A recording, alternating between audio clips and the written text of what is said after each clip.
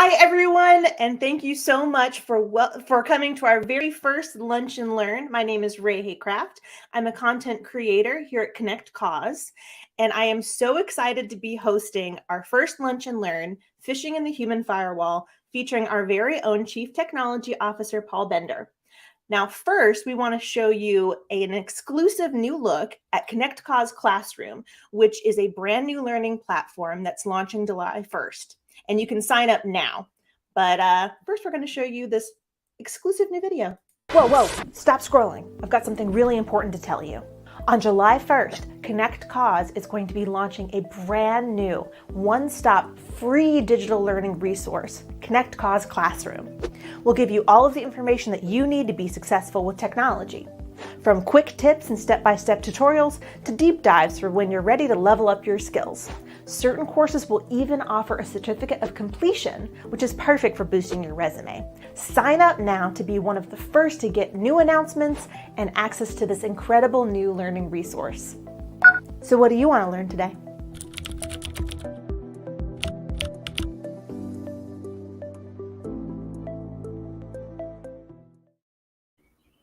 So we hope you found that really exciting. We're very excited. You can go to classroom.connectcause.com now to sign up, and you'll get all of the announcements, and you'll get to see things as soon as they're public. Now, I'm very excited to introduce our speaker for today, our Chief Technology Officer, Paul Bender.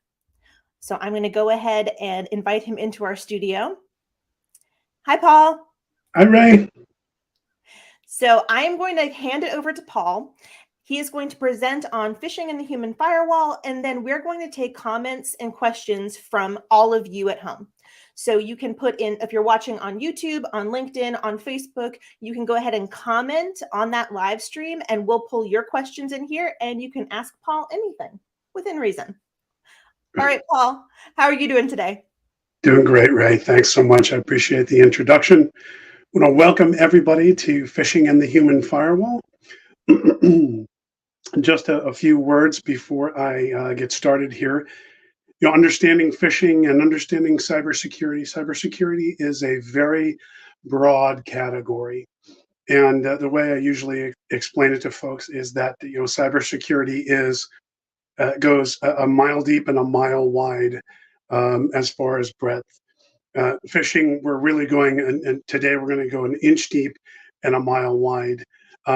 So it's one kind of a subset of cybersecurity, but all of cybersecurity is interrelated in one way or another, if not directly, then indirectly.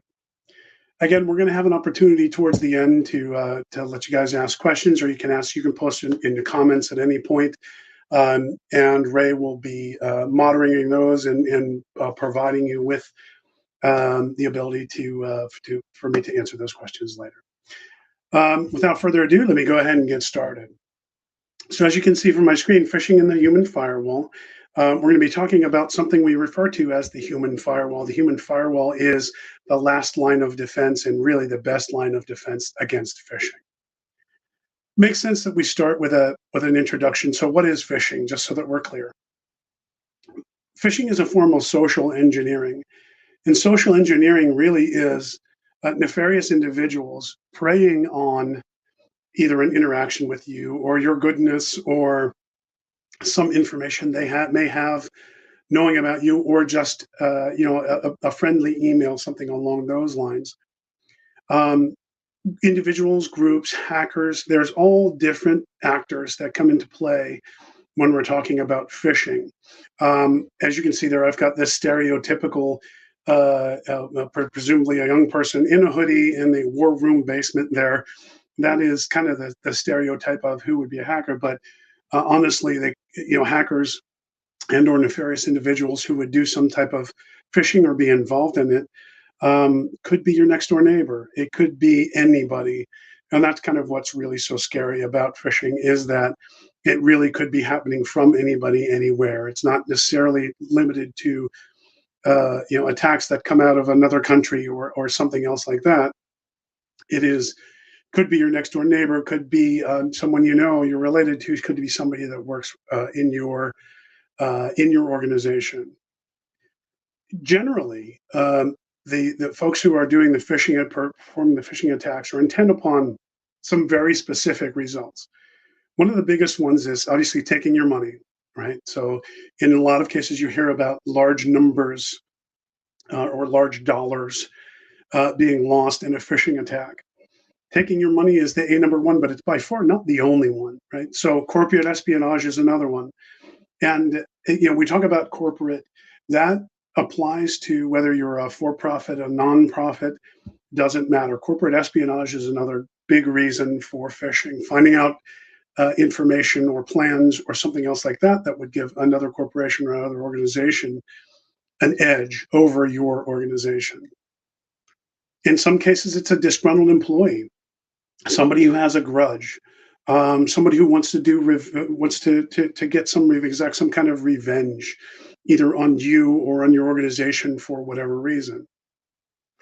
Phishing is often an email-borne attack, and I say often because it's not just email that phishing it comes through, or no, it's not just propagated through email. And as you're going to see very shortly, there's a number of different ways that phishing can take effect, or there's a number of different methods that can be used in phishing. Very rarely is it just an email attack, but it's named for, phishing is named for and known for being an email-borne attack, and usually manifests itself via email because it's a little bit of a faceless medium, right?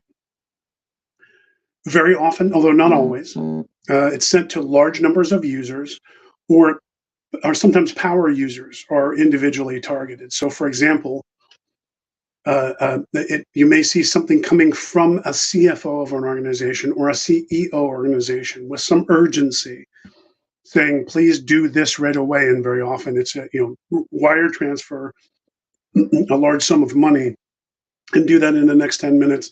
Don't ask me any questions. Most people would look at these and go, that doesn't seem right, or pick up the phone, call that CFO or that CEO or something like that. But again, that's why it's often sent to large numbers, or sent to large numbers of different organizations, or attacked in the same way, because they're going to play on the statistics of that. If we send to 1,000, we'll get one, something like that. They're attempting to fish. That's why it's called phishing, right? It's like laying out a hook and waiting for you to bite on. Attempting to fish sensitive information by posing as reputable sources. The end result of phishing, and we're going to get into this in another minute or two, the end result of phishing is usually what folks see, right? The last email where somebody requests or spoofs a person of influence to the person who writes the checks or something like that. They send a spoof email. Hey, send a wire transfer X amount of dollars. When it's all said and done, the last thing you see, and really a lot of times the only visible component, is that last email, the final thing that pushed motivated somebody to take an action or to write a wire transfer or something like that. But very often what's not seen is everything that leads up to that. Rarely is it just a single email that somebody sends, and whoops, somebody followed that email, and all of a sudden we're out of a large amount of money. So how does it work? I'm going to talk a little bit about how it works here. So as I alluded to before, there are multiple methods. Very often in most phishing attacks, at least the successful ones, it's not just an email attack. Although very often, or almost always, I would say, email is involved to some degree, but it can start via phone. Those weird phone messages that you get, sometimes they have a little bit more meaning than just somebody getting the wrong number or something like that. Your bank, getting a phone call from your bank saying something strange that sounds suspicious, like we may need you to change your password or something like that. Those strange things that banks say they'll never do. It sounds very convincing. You may get a call from them, but that may be how somebody is trying to gather information or something along those lines. As well as, again, email. Obviously, email is what it's really known for. There are quote unquote phishing attacks that don't happen via email, and they're referred to as other things, vishing, smishing, but we'll get into those in a minute or two. But email is one of the most prevalent forms, and appears in almost every phishing type of attack. Snail mail. So I don't know about you folks. I'm sure it's the same thing, but I get just a ton of junk mail. And occasionally I'll get mail that seems like it's too good to be true, or something that's very urgent that we'll have to open. And oftentimes that is part of a larger scheme or a scam to get you involved in, maybe that involves some type of phishing. Might get a follow-up email from them later on or something along those lines. But snail mail can also be involved. Or the scariest part, which is direct contact. Now, direct contact can come in a number of ways. It could be somebody who opens the door for you at your office. Could be somebody who you actually know or have known your whole entire life, or even somebody who works inside your organization. Very often, though, the actor, or either the actor themselves, the person who's doing the phishing or doing the scamming, or the group that's doing the scamming is involved with somebody who is inside the organization, or somebody that you know. Or, as in most cases, it can be a combination of all the above. And a lot of them are very subtle, such that you would never know it, right? And that's the idea that the hackers have. Hackers, again, are often someone who is familiar. Even if it's not the hacker who's someone familiar, it may be somebody who is compromised, or even who has been a victim of a phishing attack and doesn't know it. Might be unwittingly providing information about your organization or something like that. Attacks are very strategically planned and executed. I think there's from a lot of folks that I talk to, there's a misconception that these attacks are like, I'm a small organization, no, but there's no reason to attack us. I mean, we're not a target. That's absolutely 100% categorically not true. As a matter of fact, smaller organizations have been found to be more often and more susceptible a target, because they usually have less defenses in place and are paying attention less to things like phishing or hacking or cybersecurity. And these attacks are absolutely 100% strategically planned and executed. So if you're a target, somebody has deliberately targeted you, right? But you're not alone, because as you're going to see in statistics, everybody can be a target. Some of the common techniques, and we're going to talk about some of these more common techniques, but they do. I will say that so we're in the IT world, and in the IT world, we pride ourselves on two things: really cool names for things and acronyms. So there's some really cool names who have come out of these. Some of these speak for themselves: pretexting, water holing, honey trapping, spear phishing. We talked about some of the direct attacks on, like, a CEO or something like that, hitting a power user. That's spear phishing with maybe a specific topic that somebody's really into soccer or something like that, and it would be a specific topic to a specific person. Water holing, baiting, but there are a number of, and these are just a sample of some of the more interesting names for those things, but there's many, many, many techniques. We'll give you a simple example. So imagine Office 365. A lot of us are using Office 365, Google Gmail, Google Apps for work, Google Workspace. I know that's changed names a couple of times, but Office 365 or Microsoft 365 in this example, occasionally you will get emails from Microsoft 365 or from your administrator. In this case, in a very simple example, a convincing looking email with the Microsoft logo and a link to the terms of use policy and privacy notice, just like Microsoft would do, would get sent to you with a simple link in it that says, go ahead and click here to do something really, really important, like enabling encryption. In this case, all outbound messages will be placed on hold. There's an urgency. So you're going to find a couple of common threads. First of all, there's always going to be an urgency in these emails. So, and we'll get to some of the steps as to how you can protect yourself and be aware and things to look for in a little bit as well. But there's always going to be urgency in there. That urgency is going to be followed up with, wait, there's a solution here. All you have to do is click here and do something. So it's a call to action. a sense of urgency, and a very realistic looking request. Thereafter, you click on that click here link, and you can go to a web page that looks, for those of us who use Microsoft 365, eerily similar, if not exactly the same looking sign-in page.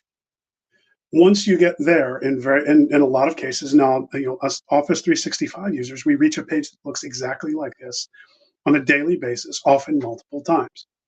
So this does not seem suspicious at all if you're not aware of what to look for. This does not seem suspicious. It's kind of a normal, everyday occurrence that this would come up.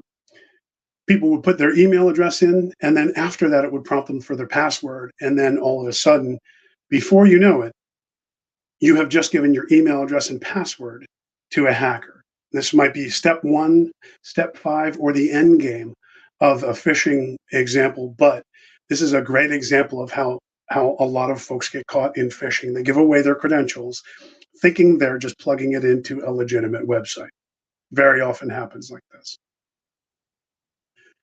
Some statistics, and I know I'm going to fumble. For some reason, the word statistics seems to stick with me very often. So if I say it very clearly in an odd fashion, that's why. So bear with me. In the past 5 years, there's been a 67% increase in security breaches. Now, factoring in the last 2 years, there has been, that is an inordinate increase. That the 5 years prior to that, there was not such an increase, but the pandemic may have quite a bit to do with it. Not just the urge for playing on people's panic over the pandemic, as well as the fact that teams are working from home largely for the last 2 years and having to relearn what security is and how to handle security. According to the FBI, criminals have stolen $12 billion from companies over a 5-year span. That's a pretty big number, right? And these attacks happen in large increments. Nobody is really looking for $100. Nobody else looking. Not to say that not $100 is not a lot of money, but these types of criminals are looking for tens of thousands, maybe random looking numbers like $126,243.17 is owed on a bill, and your electricity and everything else is going to get shut off, or something like that. But these type of exploits are fairly standard in the 6-figure amount. So there's a lot of money at stake there. A phishing attack is occurring on average every 39 seconds. 91% of these successful data breaches started with a spear phishing attack. Now, remember, it's not a full frontal assault. These folks are smart. They're putting together very creative things that are going to fool you. That is the part of the social engineering really that comes in, is that it's intended to fool you. They're not going to throw the same thing at you every time. And it's going to be as close to home as possible to make it as successful as possible. So those spear phishing attacks, again, are a direct attack or attack directed at either somebody or a group who can have influence or can provide that information that the hacker knows can provide the information to them that they need, or that they know they have identified there's a weak link there that they can exploit.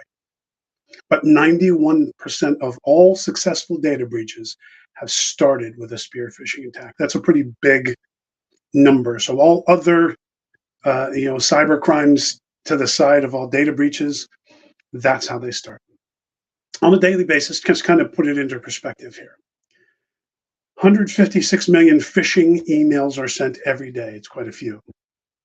Around 16 million of them make it through company email filters. And we're going to talk about email filters in a minute, because I'm sure a lot of you are thinking right now, okay, there's got to be a technology solution to this. There is a multi-part solution. We'll be talking about that very soon. But roughly 16 million of them still make it through the company email filters.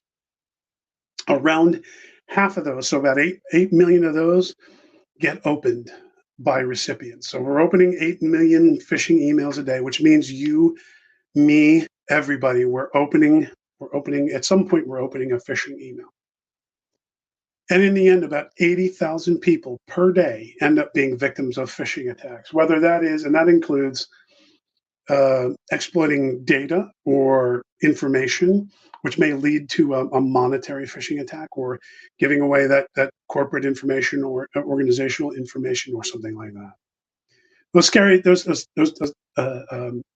numbers are a little bit scary. So I figure it's probably worthwhile talking about what should you do as a phishing victim, right? There are a number of steps. Now, this is not intended to be the end all be all of how to handle these. There's not a perfect solution, but there are a number of things that you should do. And there's some additional steps beyond this, but in the scope of this conversation, I tried to pick the top items, the most important items that you can take, the best steps you can take. So first of all, we'll talk about reactive steps, and we're going to talk about some proactive steps, because being proactive is really the only way you can attack this effectively. Reactive means you've been a victim, right? So as a victim, first steps is you want to notify your IT partner in your team, right? Your everyday user, non-IT user, even your everyday IT staff user.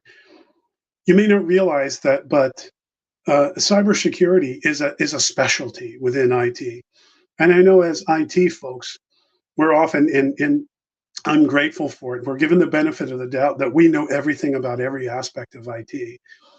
Generally, your IT partner and your IT team, if you have internal folks, are going to have some knowledge about cybersecurity, maybe even in particular phishing, and as well they're going to understand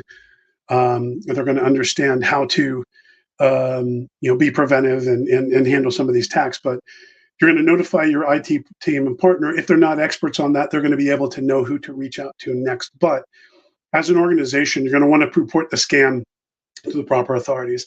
And I saw somebody said that had asked the question: isn't law enforcement doing something about these attacks? Yes, they will, absolutely. What most people don't realize is that there are some very big, and there you go. Thank you, Ray. There are some very big organizations, and you're going to recognize them in a couple of seconds. You're going to recognize them very clearly, that are very serious about these things, right?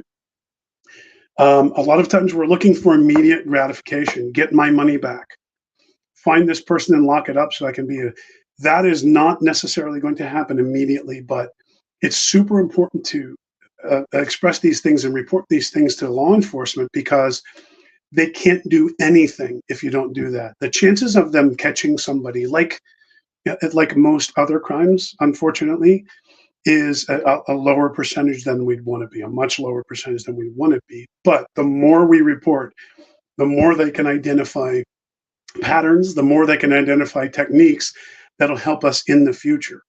So by reporting, we're being good citizens. I know that doesn't feel good when you've been subject to a scam and lost a lot of money, or something along those lines, or you've been a victim, but it is helping to prevent this in the future, as well as there still is a possibility they may be able to catch somebody and or recoup some of your loss.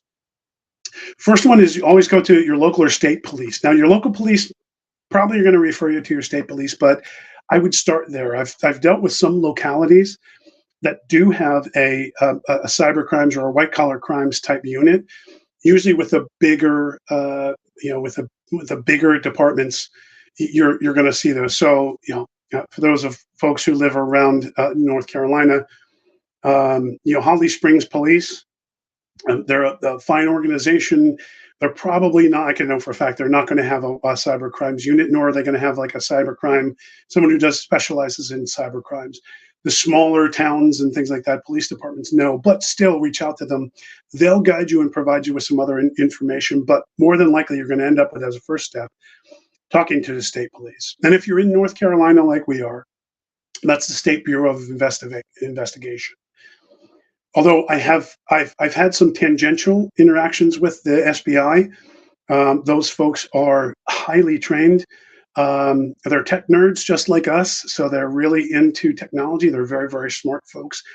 and their law enforcement. They're very serious about doing whatever they can to help you, as well as to build this book, this profile, whatever they can to help eliminate those types of things.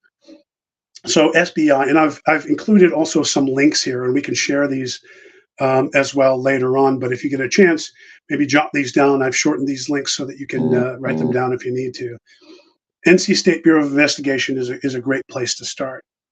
Federal Trade Commission. Most people don't think of it in these terms, but the FTC has, and I'm going to actually show you these websites just so you can get an idea of what they look like, because oddly enough, there are some cyber scams out there where if you type in the wrong URL, you may end up at a nefarious site when you're actually looking for, like, the State Bureau of Investigation site.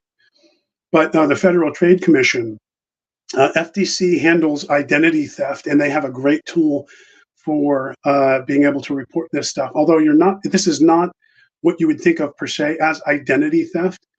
Feel free to report to the Federal Trade Commission. It's going to give you another avenue to report. You're not likely to hear back from the Federal Trade Commission unless there is something that meets a pattern of something they're investigating, but there's always a chance, so it's always worthwhile reporting that. And the big one, the FBI. The FBI is the top #1 worldwide white-collar crime investigation unit, and it is their Internet Crime Complaint Center, and they have a really simple online tool that you can submit, and all these folks have like an online form. You fill out the online form and submit it. In some cases, we've heard that, as a matter of fact, I would say in a startling large number of cases where we've been involved and we've worked with teams that have submitted to the FBI, they've heard back from the FBI. So the FBI is, the SBI, the State Bureau of Investigation, or if you're in another state, your state police's white collar crimes unit or internet crimes unit, as well as the ICCC for the FBI. Those guys are this is what they do all day, every day. They want to hear from you. So there's a lot of steps you can take there. And in some cases, they've even helped to recoup some of that money, whether it was through a lawsuit or something like that, right? So you're not helpless. It's not that you just take your lumps and move on and hope it doesn't happen again. Definitely report that stuff. Disconnect the devices until the full nature of the attack is understood. Now, your IT partner or your team or your IT person is probably going to tell you something similar to this. Does that mean shut down business? No, by no means am I saying that. And take this with a grain of salt. The safest thing to do is, until you have a grasp or an understanding of the attack, what was compromised, and what machines or services you have that may be compromised, the safest thing to do is just stop. Disconnect things, make a determination, and follow some of these other steps here until you can be a little bit more reasonably sure that you were safe in turning things back on and resuming normal everyday activity. When you do, right, and this may be, if you disconnect your devices, it might be for 5 minutes, might be for 10 minutes, that is probably going to help you to just clear your mind, give you some time to talk to somebody, get another opinion, but give yourself at least enough time to figure that, okay, we have to scan everything with some kind of anti-malware solution that's antivirus. There are other solutions like Malwarebytes, anti-malware. It's a free download, and it'll scan your system to find out if anything is infected, things along those lines. Again, your IT partner and team is going to be able to guide you as to where to go with this. If you don't have an IT partner or a team, find one. We're absolutely willing to help, and there's tons of really good resources. But at least having a professional be able to guide you through this is the key. Update all of your passwords. Now, nobody wants to hear this.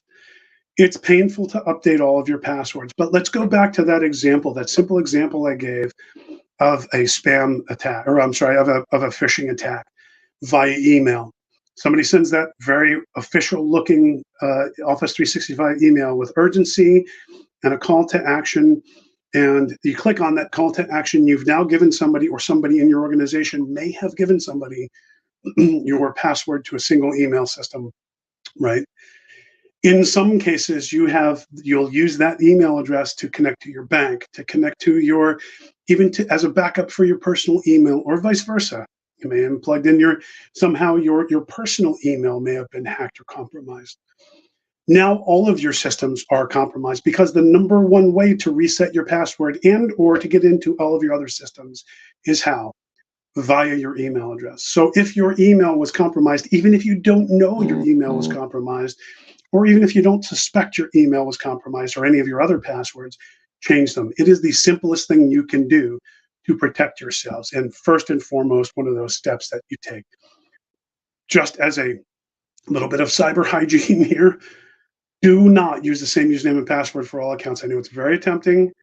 I know it makes it very easy. There are things such as password managers. And again, we're just scratching the surface here. There are password manager systems that are secure, that can remember those passwords for you, that run on all of your devices.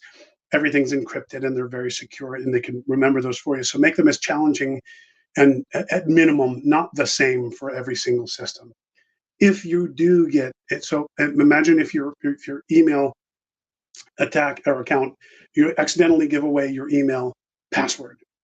Somebody has your email address and password, and you use that password for every other account, like your bank account and everything else like that. It speaks for itself. Now everybody's got access, or they've got access to everything you have. Yeah. Proactive steps. Now this is the really important part, and this really is what ties into what we're talking about in this whole entire presentation here. First, review your business continuity plan. A word about what this is. So some people refer to business continuity as disaster recovery. Others would refer to it as keeping your business up and running, but that's generally what that is. Business continuity is the ability, what the steps you've taken proactively to make sure that your business can stay up and running in the event of a disaster or an attack like this. I'll give you an example. If you have a server, and it's not just limited to servers, but in this example, let's say you have a server on your network and that server has file shares. You've probably heard of ransomware attacks. Ransomware attacks are where through phishing or another method, somebody gains access to your system and they drop a Trojan or a virus on your, a piece of malware on your network. It encrypts those drives. Some of you on this call may have even been, is very, very prevalent, very common, where they will encrypt the entirety of that drive. Now, all of your company's files are on that drive. And there's two ways to get it back. One is to buy a couple $1,000s in Bitcoin and then pay off the users. Not an option. Do not do that. That just makes you an open target for attack and all kinds of other problems with that. The second option is that if you have a very good business continuity plan in place and you've been doing what we call clone level backups of those important resources, you can just you can restore. Sorry, that was the word I was looking for. You can restore all of those files to the latest point they had. You may lose a small amount of data, but nothing usually that can't be recreated and in a much quicker time. And we're talking about minutes. You're back up and running, and then you can resume with the rest of your plan. So business continuity is really important, but business continuity is a proactive step. You don't think about that only after it doesn't help you after you've been a victim. It only helps you not become a victim in the first place or not become a victim again. Implementing email protection. Again, one of the biggest, so everybody asks, there are got to be technical steps we can take. There is no single push button solution, unfortunately. When you're talking about security, think of security as an onion. The center of the onion is the soft, sweet part of that you want to protect. That's the good stuff. That's your data. That's your company's integrity. That's your brand name. Those are the things that you want to protect. Around that, you would build layers, right? So you would build layers around each layer would be a security measure. The more layers you have around that onion, the better protected it is. But there's no one layer that's going to fully protect that. Implementing email protection is a thick layer. That's the one technical layer really you can take. Is a thick layer that's going to help you prevent you from actually receiving some of those phishing attacks in the first place. Now, is it perfect? No, there's no perfect solution. I can't overemphasize that.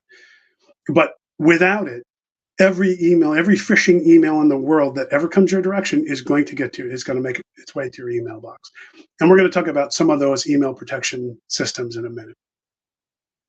And the last one is build and train the human firewall. We're going to explain next what the human firewall is, right? The very last and very best line of defense is the human. Just remember, although these attacks are taking place via technology, and its technology is more often than not the medium. Again, it might be snail mail or somebody you know or something like that, but a lot of the delivery, almost all of them are carried over some method, some form of technology. These are attacks on humans, not attacks on technology. These are attacks on humans. When we train the humans, and the humans are aware enough of what to do and how to do it, then that's really the only method of the best and only method of protection, final firewall that you need. Okay? Is that perfect? Again, no, there's no perfect solutions, but we're trying to get as close as we can to that perfection. So let's talk about the human firewall. Again, there's no single silver bullet solution. At a minimum, you want to accept reality. Everyone's a target, especially smaller organizations and companies. If you don't have much money, anybody who commits any kind of commerce or personal interaction or anything like that, if you're an organization, even as an individual, you are a target. So just clear it out of your mind if you think they're not going to attack you, because they're attacking you already. On the technical side, use a reputable cloud email provider. If you're in business, there are great tools available, but you've got to be using business email. I know it's tempting if you're very small to use just a Gmail address or like a Hotmail address, one of those free email addresses, especially to keep the costs down. But what's not provided to you on those by default is any layer of spam or email-borne attack protection. So there's no email protection built into those. They may tell you, but you're not getting even the most basic of business email protection. Office 365, Google Workspace. Some of you may have a server, your own server, may host your own server or servers that do your email. You want to use a reputable provider. The cloud email providers are preferable for many reasons, other than just that they give you the simple ability to interact with email protection services. But if you have your own email, if you're hosting your own email server or something like that, there are still options that you can implement for that as well. A comprehensive spam filtering service, AppRiver, Zix, Barracuda. There's a number of them out there. We personally use AppRiver. We prefer that. AppRiver and Zix are the kind of the leading entities out there in the email threat protection space, and even Zix. So Zix offers a email encryption service as well that we also leverage. All of those lead to, again, it's another layer on that onion, but it's a very important layer that you cannot leave out. Using multi-factor authentication. This is everyone's least favorite thing in the world. I have to pick up my phone. I have to not only do I have to remember my password, I now have to scroll down and look for where's the code or something else. It's painful sometimes. I get that. And truth be told, there are times when I'm one of the ones, along with like our engineering and security manager, we're the ones who are screaming the loudest about, guys, this is the most basic thing you can do. Multi-factor authentication comes built into everything.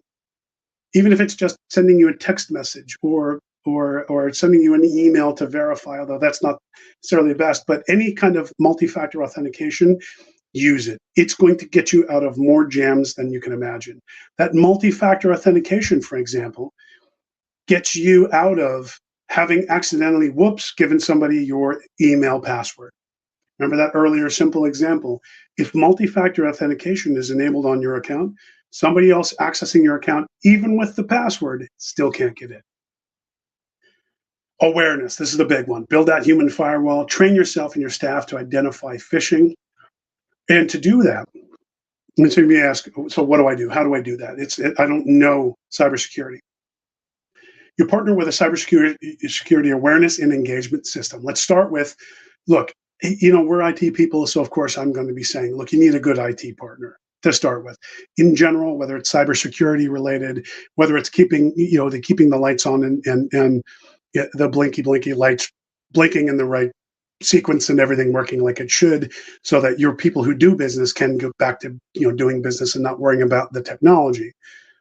But partnering with a cybersecurity awareness and engagement system, any good IT partner is also going to be partner to be able to provide you with a partner or handle that for you themselves that provides cybersecurity awareness. And the systems themselves are very simple. And I'm going to show you in a minute.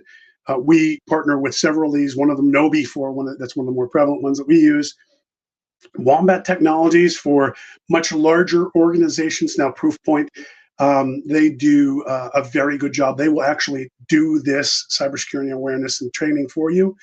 And Web Security Awareness is another one that we use as well. With all of these systems, right, security awareness training, there's a really simple concept, right? You phish. So in other words, you can't tell where your weaknesses are if you don't prod for those weaknesses. So think of it as a penetration testing for email. You actually send with the system, you'll actually set up and send a phishing email to all of your users. You don't tell them. In this, you're analyzing who clicks, who gives away their password, who is an issue. And then after that, once you've announced to them, hey guys, there's no shame in this. I've been caught in those kinds of scams myself. I've clicked on some of those emails. They're very good, very tricky. The most savvy of users can get caught in those. Then the system also provides online automated training. And the entire process is automated for you so that you don't need to understand it. Your IT partner can handle setting it up for you. If you have some savvy IT people or non-IT people who are tech savvy, they may be able to handle it for you as well. But the system handles it by itself. It'll send a baseline phishing test. It'll send that actual phishing test, and it'll use something that's really, really been successful. It'll analyze those results for you, notify the users, and then schedule that online video training, and usually do that monthly or quarterly. Now, depending on your organization, quarterly is usually sufficient. In some cases, for folks who it's a little bit tougher to get training done, or you've got folks you may even have volunteers. You've got to train everybody. They've got to be involved in it. So even if you can get away with it semi-annually or annually, then that's better than not doing it at all. Okay. I also have, so I've got another minute or two where I can show you some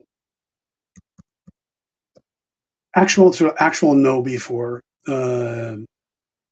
This is their interface. So here you've got the dashboard for Nobi4, right?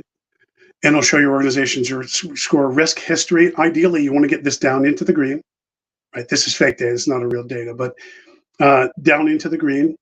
And to do that, so you could create a phishing campaign. And this is stuff that, as your IT provider, is something like we would handle this for all of our clients as well. Create that phishing campaign. It sends out to all of your users. You can select the templates, or you can modify those templates to look exactly like you want them to, and then follow it up with an automated training campaign. And in addition to that, and that part of the training campaign provides online videos, and there are hundreds upon hundreds that are offered. This service itself, just to give you an idea, right, runs in the range of $25 to $50 per user per year. So it's a very cheap proposition as far as expense that really provides you with a great benefit. And it's not just phishing security. So you've got document disposal, specific training for CEOs, or how to do passwords. So you can do as much or as little. If you want to do the minimum, you can do as much as you want to, and it's not just limited to phishing training. And it's a great service and great and very affordable service to use. Just wanted to touch on a couple of before I finish up and see if there's any additional questions we have. So this is the North Carolina State Bureau of Investigation, the SBI. Your state will have an official one as well. You can Google that. Just make sure that you're looking in the, so in the URL, that it's reputable, and when you call, that you're asking, you can maybe ask for badge numbers or some kind of bona fides to make sure that that's who you're actually talking to. The Federal Trade Commission, it's identitytheft.gov is the URL. And although again, it's not directly identity theft, this is a form of identity theft. As you drill through this and you get started, they will give you the option to say this is a phishing or a cybersecurity scam, or you can also browse through some of those recovery steps there, right? They do have a lot to do with this is very helpful if you want some additional information on this. And finally, here's the FBI's ICCC, or IC3, they call it, Complaint Center, and you can file a complaint. Now it's federal government, so it's not the most beautiful looking website, but it's super useful and they've actually made it very, very easy to use, right? So that is the conclusion of my presentation. Questions? I'd love to. And there's Ray. Hey, Ray. Hi, Paul. Thank you. That was so informative. And like you said, this is a vast, vast subject. So we'd like to ask for any questions, anything cybersecurity related or specifically with phishing that you all have. We do have a couple already coming in from YouTube. So I'm going to pull them up on the screen and let you answer there, Paul. So from YouTube, we have, does reporting phishing actually help, or is it a waste of time? Absolutely. Yeah. So we covered that a little bit, but again, it's not, a lot of folks would say, hey, reporting, I'm just being a good citizen, a good Samaritan. And in some respects, yeah, there's obviously that. But again, these organizations, so if you report a single cybercrime to the FBI, for example, the odds are not fantastic that there's not high odds that they're going to be able to necessarily solve that. There is still a chance. So it's definitely not a waste of time. Yes, you want to report it, but you also want to, not just help yourself, but help everybody else by reporting that, because these folks work in patterns, they work in algorithms, and the more data they have, the better they can protect the rest of us as well. Awesome. Thank you. All right. We also have many organizations have a very tight budget. What are some inexpensive or free ways that they can prevent attacks? Absolutely. Inexpensive. Let's start with that. Then we talked about building that human firewall. Partnering with an organization like KnowBe4 is going to be the key. And again, that's $25 to $50. On the low end, it's like $25 a year per user. So if you have 10 users, your investment for the year is like $250, which is far smaller than any, it's 1/10 of what a normal, cyber attack would be. But in that investment really protects you. In having that training, educating yourselves, and having a plan, building a plan, working with your IT partner to understand the steps that you can take and understand what you need to do and how you need to be cautious online and with your email and what things to look for. That stuff is invaluable. Awesome. All right, we've got a very specific one here. My grandma always uses the same password because it's so hard to keep track of so many.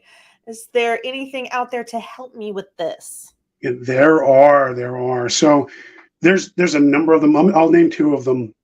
We've used these, and you can use these either as an individual, and they also have corporate plans where you can use them to control these in your password. So there's on the start with password managers, there's other solutions as well, but keep it simple.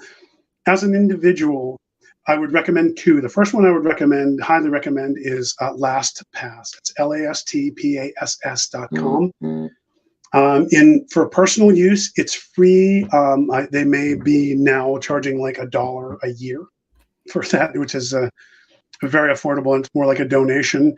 And what it does is you'll install it on your system. You install it in your browser, on your computer system, and on all even your remote devices, and it'll generate, save, and fill in all of your passwords. So it's not like, I know a lot of folks have and if you have an iPhone, you've created a note and you store it in iCloud. That's not effective. Not only is that clumsy way to do it, but it's also a really easy way for all your passwords to get hacked. So LastPass.com is one of them. The other one is Dashlane. And Dashlane, I will look up it's dashlane.com, DASHLANE.com. Same purpose and same general idea. There are also corporate versions of those. In addition, there are, for your corporation or your organization, there's something called single sign-on that is tangentially related to this, and it makes it simple for your users to not have to know or worry about their passwords. So even if they wanted to give them away, they may not even know them at that point. So yeah, really good question. Awesome. Well, thank you so much. I think that is all the questions that we have for this presentation. Thank you again for the very informative presentation. And for all of you, this was one of our series of Lunch and Learns. We want to say thank you again to our Chief Technology Officer, Paul Bender, for taking this time to teach us about phishing. And Paul is also one of the instructors at Connect Cause Classroom, which is coming July 1st, 2022, only 80-some short days away. And that will be providing free training like this, in-depth tutorials, certification courses, as well as quick tips for everything from cybersecurity to Microsoft 365 to how to change your background on Teams, all the things like that. You can go to classroom.connectcause.com to sign up. And before we sign off, I will show the trailer again for anyone that missed it. But again, thank you so much, Paul. This was great. And if there's anything that any of you want to learn about, that you're curious about, that you want to pick Paul or any of our tech's brains, let us know. Comment on these streams, send us a message, say hi. We love it when you say hi. And tell us what you're interested in learning. And maybe it'll make it into a future Lunch and Learn. And with that, I'll go ahead and say, everyone have a wonderful day, and we will see you next time. Thank you, guys. Thanks, Ray. Whoa, stop scrolling. I've got something really important to tell you. On July 1st, Connect Cause is going to be launching a brand new one-stop free digital learning resource, Connect Cause Classroom. We'll give you all of the information that you need to be successful with technology. From quick tips and step-by-step tutorials to deep dives for when you're ready to level up your skills. Certain courses will even offer a certificate of completion, which is perfect for boosting your resume. Sign up now to be one of the first to get new announcements and access to this incredible new learning resource. So what do you want to learn today?